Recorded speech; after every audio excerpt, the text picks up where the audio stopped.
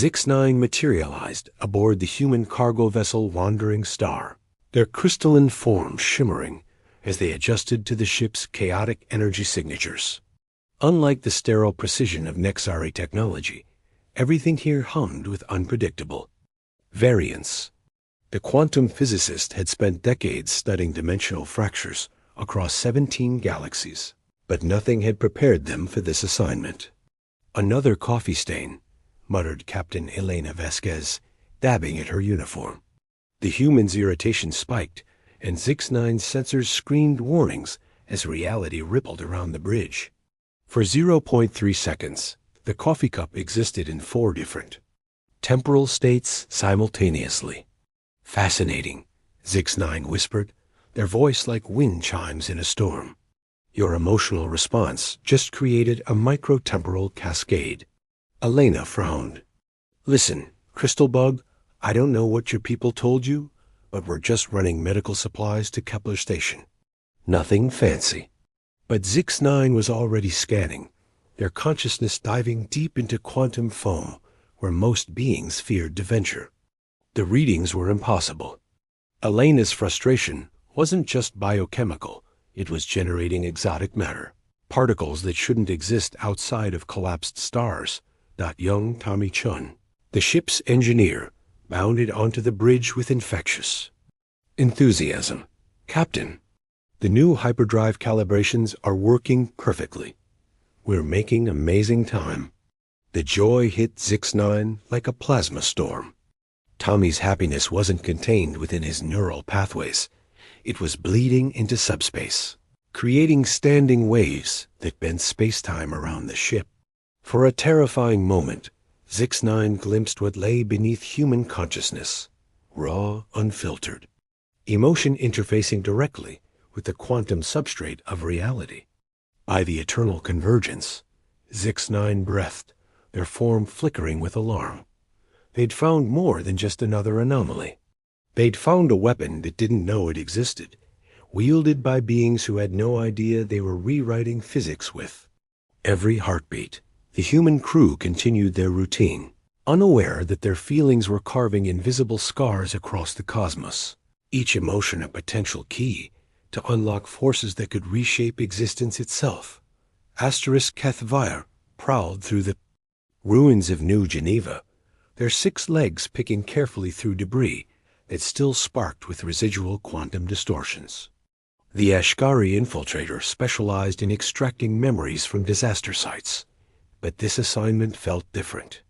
3 days ago, this had been a thriving colony. Now it was a crater where space-time itself seemed confused about what should exist. The humans were celebrating. Kethvire reported through their neural link to the Ashkari fleet. "I'm pulling fragments from the quantum resonance. A wedding ceremony. Intense joy, love, hope for the future." Their memory tendrils probed deeper into the twisted spacetime, extracting emotional echoes like an archaeologist uncovering ancient artifacts. What they found defied everything the Ashkari understood about reality. Marcus and Sarah Shun, the wedding couple, had reached a crescendo of happiness during their vows. The quantum signature suggested their combined joy had achieved something impossible. It had briefly opened a doorway to a parallel dimension where New Geneva existed in a state of perpetual celebration. The 2 realities had tried to merge. Impossible.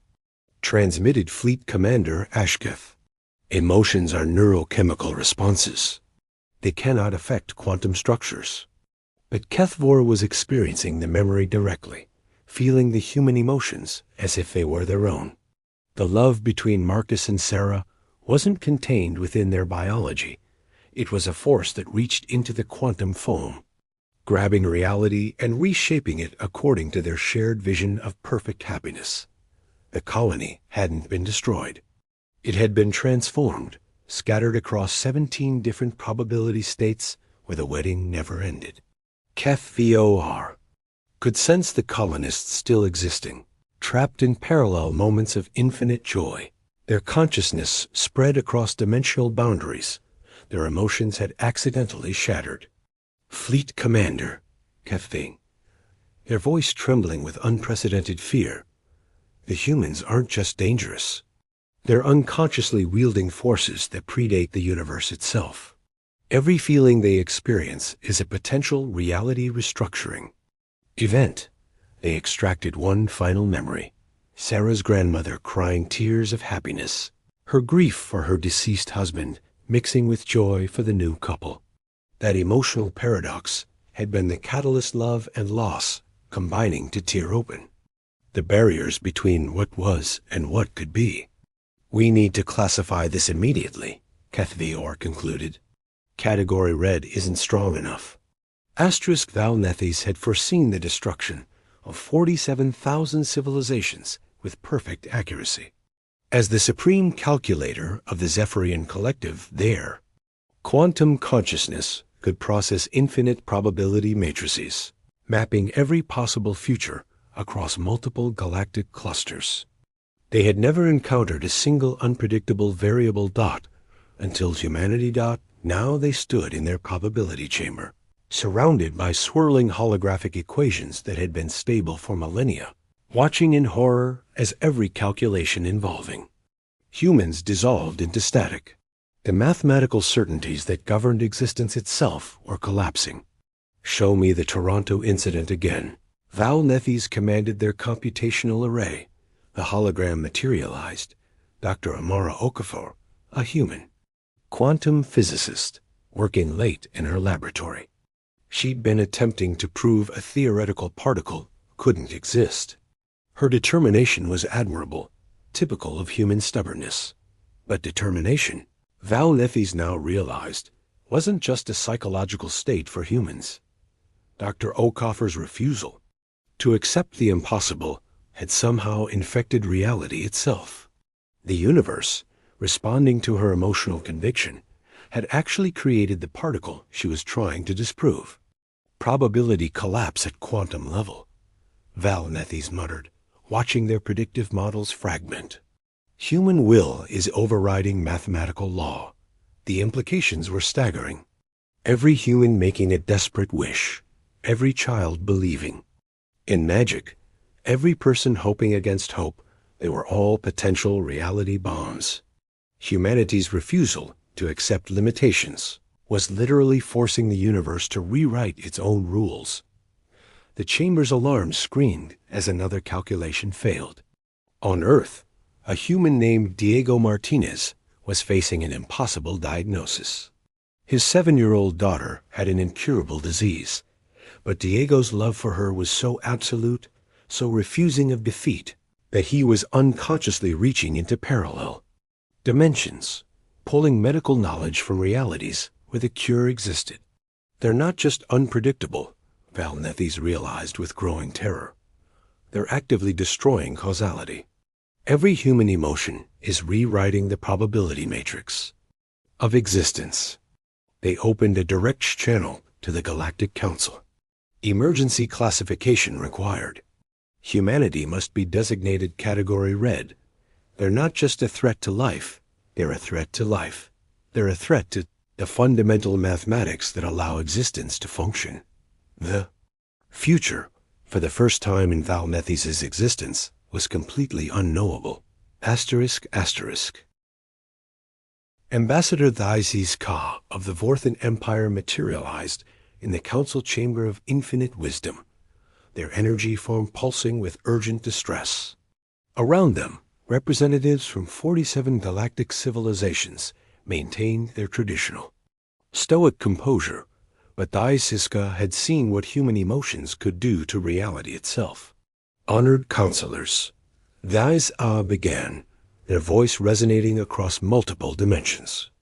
I present evidence of the human threat that demands immediate category. Red classification. The central hologram activated, displaying the Kepler Research Station. What had once been humanity's most advanced scientific outpost was now a twisted maze of impossible architecture, where corridors led into yesterday, and laboratories existed in 17 different centuries simultaneously. Dr. James Wright was experimenting with temporal mechanics. Thys explained, their form shifting colors with anxiety. His passion for discovery, his excitement at proving his theories, these emotions didn't just motivate his research. They became the research. The council watched in silence as the hologram showed Dr. Wright's final experiment. The human scientists' joy at a successful test had literally pulled his desired outcomes from parallel timelines, merging them with current reality. The station hadn't just traveled through time, it had become unstuck from the timeline entirely.